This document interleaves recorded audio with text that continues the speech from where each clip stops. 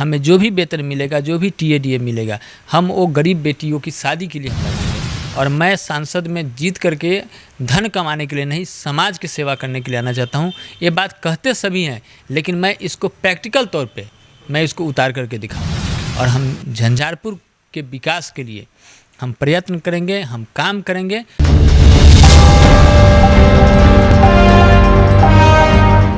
हमारे साथ बात करने के लिए शोषित इनकलाब पार्टी के कद्दावर नेता और साथ ही भोजपुरी के जाने माने सितारे राज रंजीत जी हैं। इनसे हम बात करेंगे, आज इन दिनों बिहार के सियासत के बारे में जानेंगे कि इन दिनों की बिहार की सियासत को कैसे देखते हैं। सर, आप बिहार की जो सियासत है उसे आप कैसे देखते हैं? बिहार की जो वर्तमान सियासत है, इसमें परिवर्तन की मांग है। चारों तरफ बिहार में परिवर्तन इसलिए है कि हर तरफ जो है कि गोली, बंदूक, मर्डर, छीन, मतलब प्रशासन पूरी तरह से हमको लगता है कि लॉ एंड ऑर्डर बिहार का निचले स्तर पे जा चुका है। मुझे लगता है कि बिहार में नीतीश कुमार जी का जो पहला पार्ट था 2005 से 2010 तक का, वो बिहार के लिए स्वर्णिम काल था, गोल्डन टाइम था। जो विकास हुआ, जो लोगों में माहौल बना, जो इन्वेस्टर आए, बिहार की जो देश विदेश में छवि बनी, उसके बाद बिहार की छवि फिर से पुनः से 90 के दशक की तरफ बढ़ती चली जा रही है। बिहार में परिवर्तन की लहर चल रही है और हमारी पार्टी और हमारी पार्टी के जो राष्ट्रीय अध्यक्ष हैं श्री नागमणि जी, बिहार का सारा युवा, सारा समाज, शोषित समाज, खास करके उनके बिरादरी के लोग, कुशवाहा समाज के लोग, सवर्ण समाज के लोग, अल्पसंख्यक समाज के लोग, उनको मुख्यमंत्री बनाने के लिए उतर चुका है सड़कों पे। और 2025 का जो चुनाव होने वाला है, इसमें सत्ता की परिवर्तन निश्चित तौर पे हो गई। लेकिन आप कह रहे हैं कि बिहार में जो है अपराध बढ़ रहा है, लेकिन वही मुख्यमंत्री कहते नजर आ रहे हैं कि जनता की राज है, बिहार को बदनाम करने की कोशिश की जा रही है। अभी 4-5 दिन पहले बेगूसराय का आपको कांड याद होगा। आप कभी भी, हमारे यहाँ तो डेली अखबार आता है, हिंदुस्तान, प्रभात खबर, जागरण, भास्कर, टेलीविज़न पे सारा न्यूज़ देखता हूँ कि किसी भी एक दिन का अखबार है, 2022 का आज 23-24 सितंबर है, ये 9 महीने का अखबार निकाल करके देखिए। अगर किसी एक दिन के अखबार में भी अगर कहीं हत्या, गोलीबारी, दिन दहाड़े लूट, छिनतई, मर्डर का अगर नहीं आया है, तो मैं माननीय विकास पुरुष तथाकथित सुशासन बाबू जो श्री नीतीश कुमार जी हैं, उनकी बातों को मैं मान लूँगा और मैं सार्वजनिक रूप से राजनीति में मैं उनका समर्थन करूँगा अगर मेरी बातें गलत निकल गई तो।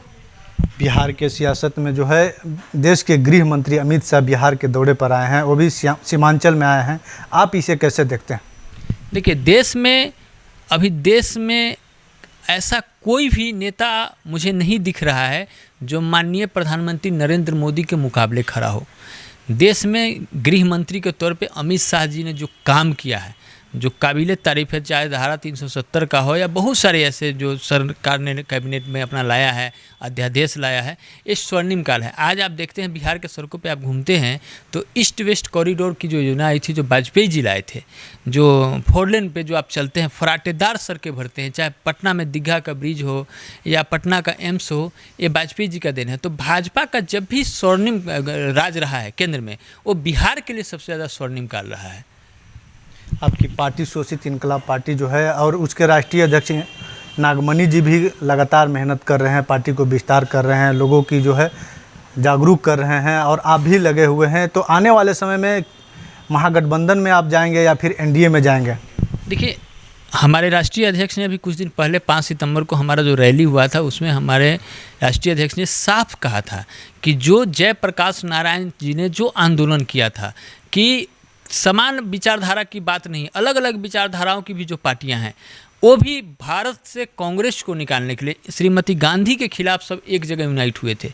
उसी तरह हमारे राष्ट्रीय अध्यक्ष ने कहा कि बिहार में जो अभी लठबंधन और ठगबंधन का जो गठबंधन चल रहा है, जो 90 से लेकर 2022 तक बिहार हमारा 32 वर्षों से जो पिछड़ापन में है, इसके खिलाफ वो एक माहौल बनाएंगे। जो भी पार्टी है, चाहे उनसे हमारी विचारधारा मिलती हो या नहीं मिलती हो, लेकिन लालू जी, नीतीश जी के खिलाफ चुनाव लड़ेंगी और हम उनके साथ अलायंस करेंगे। और एक कोई भाजपा ही नहीं, बहुत सारी ऐसी पार्टियां हैं जिनसे बात चल रही है, और 24 और 25 दोनों का चुनाव हम लोग मिल करके लड़ेंगे। तो क्या लगता है कि 2024 में और 2025 में आप लोग तैयार हैं चुनाव लड़ने के लिए?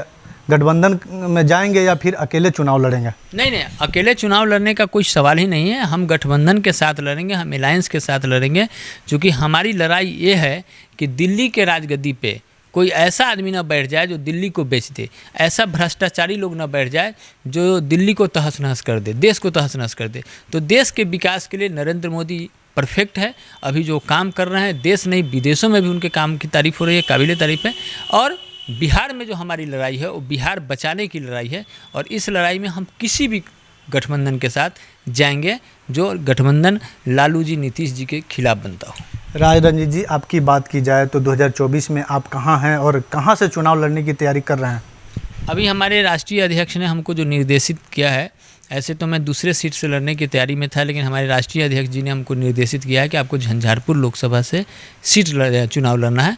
तो झंझारपुर लोकसभा से मैं चुनाव लड़ूंगा, और 15 अक्टूबर से हमारे पार्टी का जो रथ यात्रा निकल रहा है, वो रथ यात्रा सबसे पहले झंझारपुर लोकसभा से ही शुरू होगी। और हम झंझारपुर के विकास के लिए हम प्रयत्न करेंगे, हम काम करेंगे। और हमने 14 में भी लोकसभा चुनाव लड़ा था तो कहा था कि हम वेतन सरकार से 1 रुपया लेंगे, हमें जो भी वेतन मिलेगा, जो भी TADA मिलेगा, हम वो गरीब बेटियों की शादी के लिए हम लगाएंगे। और मैं सांसद में जीत करके धन कमाने के लिए नहीं, समाज की सेवा करने के लिए आना चाहता हूँ। ये बात कहते सभी हैं, लेकिन मैं इसको प्रैक्टिकल तौर पर मैं इसको उतार करके दिखाऊँगा। तो ये राज रंजीत जी थे। इन्होंने साफ तौर पे कहा है कि आने वाले 2024 में झंझारपुर से लोकसभा का चुनाव लड़ेंगे। अब वक्त बताएगा कि किस तरीके से ये चुनाव लड़ते हैं और कितनी इनकी तैयारी होती है। धीरेन्द्र कुमार, DTV भारत, पटना।